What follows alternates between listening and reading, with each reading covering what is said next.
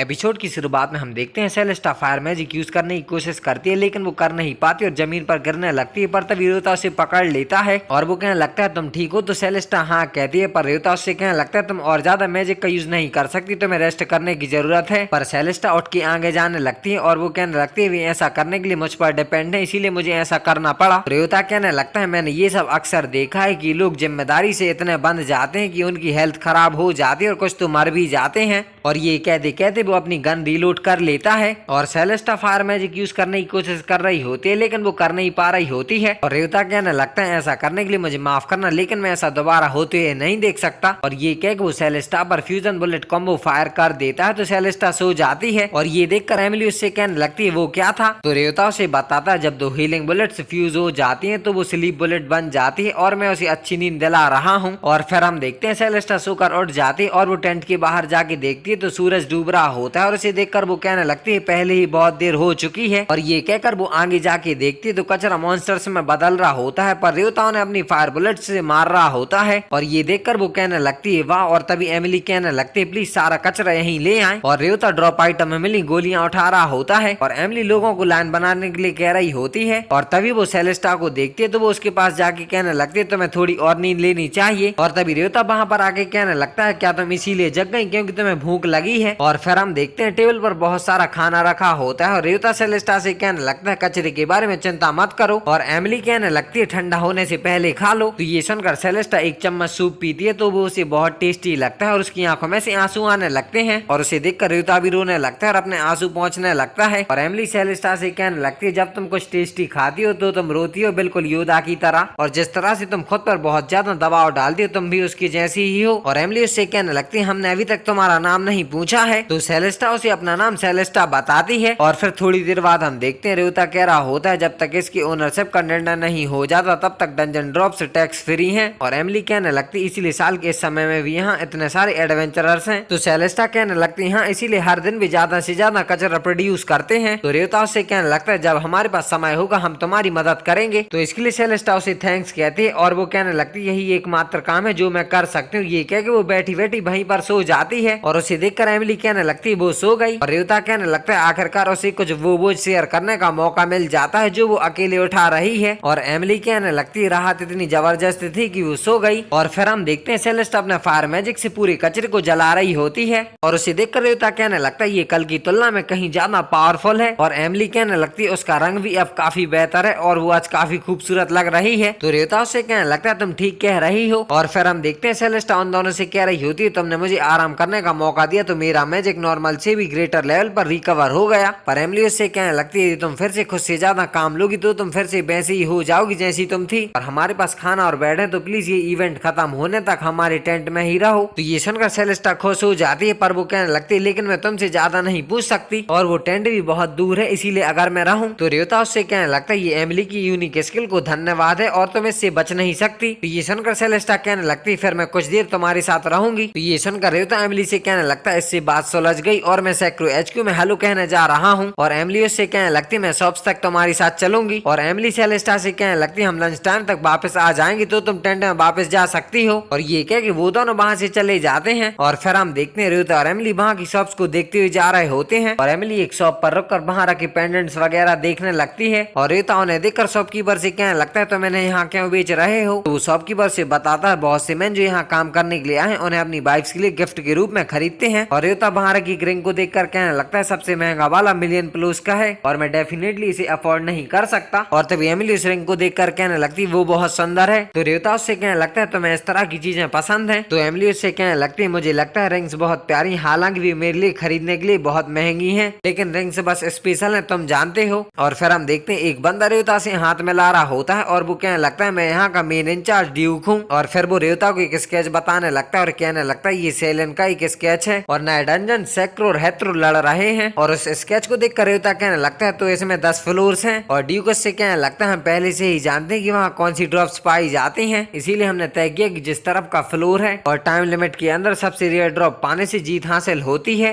तो रेवता कहने लगता है समझ गया और मैं अभी अंदर जाऊंगा। और ड्यूक उससे कहने लगता है तुम्हें हंटिंग पर जाने की जरूरत नहीं है और एडवेंचरर्स जो वेजिटेबल फ्लोर्स पर रेयर मॉन्स्टर्स को ढूंढते हैं हम उन्हें जिंदा पकड़ लेंगे और तुम्हारा इंतजार करेंगे और ये सबसे कारगर तरीका है। और हमने रिवॉर्ड मनी का वादा करके मदद मांगी है, तो हमें बस ये चाहिए कि तुम हमें रेयर ड्रॉप से दिलाने पर ध्यान दो। तो ये सब सुनकर रेवता अपने मन में कहने लगते हैं उन्होंने ये पूरा प्लान मेरे आसपास बनाया और मेरी पुरानी दुनिया में ऐसा कभी नहीं हुआ होगा, लेकिन ये वास्तव में करने लायक लगता है। और तभी वहाँ पर एक बंदा आके कहने लगता है फर्स्ट लेवल पर उनके पास एक रेयर चीज है। और फिर हम देखते हैं एक आदमी एक मॉन्स्टर को पकड़े हुए होता है और ड्यूक रेवता से कहने लगता है जब तक ये हमारी हिरासत में हमारे पास इसे मारने का ऑप्शन है तो पूरा वक्त लो जितने की तुम्हें जरूरत है। तो ये सुनकर रेवता हाँ कहता है और तभी रेवता वहाँ पर कुछ एडवेंचरर्स को देखता है और वो कहने लगता है वे कौन है। तो ड्यूक उसे बताता है ओल्ड मैन हार्वर्ड है और हैथ्रो में भी उनका यही रोल है डंजन एसोसिएशन जो मैं सेक्रो में करता हूँ। और उसके बगल में एक एडवेंचरर यूजन है और वो अपनी स्किल्स के लिए प्रसिद्ध है, लेकिन उसका plant drop rate rank F पर है। तो रेवता उससे कहने लगता है F रैंक ड्रॉप रेट वाली एडवेंचरर को क्यों लाए। तो ड्यूक उसे बताता है वो रेयर प्लांट मॉन्स्टर को हरा देगी और वे कुछ भी ड्रॉप नहीं करेंगे और इससे हमें रेयर ड्रॉप्स खोजने के लिए कम मौके बचेंगे। तो ये सुनकर रेवता उससे कहने लगता है तो क्या वो हमें नुकसान पहुंचाने के लिए यहाँ आए हैं। तो ड्यूक कहने लगता है बिल्कुल, लेकिन हम पहले ही पा चुके हैं। और रेवता अपनी गन निकाल लेता है और उस मॉन्स्टर को शूट कर देता है, पर उस मॉन्स्टर को कुछ भी नहीं होता है, उल्टा वो मॉन्स्टर थोड़ा सा बड़ा हो जाता है। और ये देखकर हार्वर्ड अपने मन में कहने लगता है वो तब तक नहीं मरेगा जब तक उसके शरीर में कहीं छुपे हुए कोर को डिस्ट्रॉय नहीं कर देते। और यूजिन अपने मन में कहने लगती मैं ठीक ठीक जानती हूँ कि इसका कोर कहाँ है। और तभी वो मॉन्स्टर छूट के वहां से भागने लगता है और ये देखकर हार्वर्ड यूजिन से कहने लगता है अब ये पहले आओ पहले पाओ की बात है तो जाओ। तो ये सुनकर यूजिन अपनी तलवार निकाल लेती है और वो उस मॉन्स्टर के पीछे पड़ जाती है और उसे उसका कोर भी दिख रहा होता है और वो उसे मारने वाली होती है, पर तभी रेवता हरी बुलेट फायर कर देता है। तो वो बुलेट ऑटोमेटिकली जाके उस मॉन्स्टर के कोर को तबाह कर देती है और वो मॉन्स्टर मार जाता है। और ये देखकर यूजिन रेवता से कहने लगती है तुम भी इसका कोर देख सकते हो। तो रेवता कहता है हाँ कुछ इस तरह से। और ये कह के रेवता अपनी गन वापस रख लेता है और ड्यूक उसके पास आके कहने लगता है रेयर ड्रॉप सोयाबीन स्प्राउट्स हमारी हैं और इससे हमें बढ़त मिलती है। और हार्वर्ड अपने बंदों के साथ वहां से जाने लगता है और यूजिन चढ़ जाती है और फिर हम देखते हैं ड्यूक रेवता को रिवॉर्ड देता है। तो रेवता उससे कहने लगता है तुम मुझे इतना दे रहे हो। तो ड्यूक उससे कहने लगता है तुम्हारे योगदान को देखते हुए ये एक उचित अमाउंट है। और ये कह के वो वहां से चला जाता है और रेवता कहने लगता है ये इंसिडेंटल इनकम है, मैं उम्मीद नहीं कर रहा था और शायद अब अगर मैं ऐसा एक बार और कर सकूं। और ये एपिसोड यहीं पर खत्म हो जाता है। आई होप आपसे कोई वीडियो पसंद आई होगी। तो मैं मिलता हूँ किसी अगले एपिसोड के साथ बहुत जल्द। तब तक ले